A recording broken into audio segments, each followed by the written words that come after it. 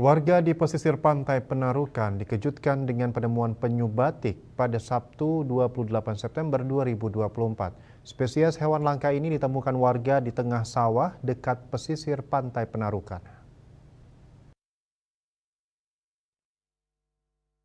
Penyu berukuran panjang lebih dari 60 cm dan berat lebih dari 5 kg ini ditemukan dalam kondisi masih hidup. Bahkan terlihat penyu tersebut sedang berusaha menuju ke arah pesisir pantai.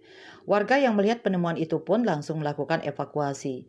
Satuan Polairut Polres Buleleng bersama Babin Kamtibmas dan Babinsa Desa Penarukan segera mendatangi lokasi.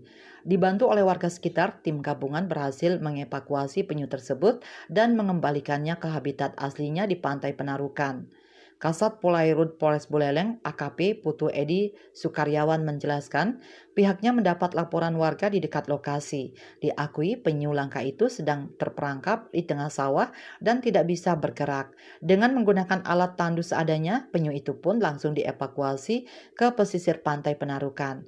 Pihaknya pun terus mengimbau ke masyarakat pesisir pantai jika menemukan kembali spesies hewan yang dilindungi agar segera menghubungi petugas terdekat sehingga langkah evakuasi bisa segera dilakukan. Nyoman Yuda Bali Pos melaporkan.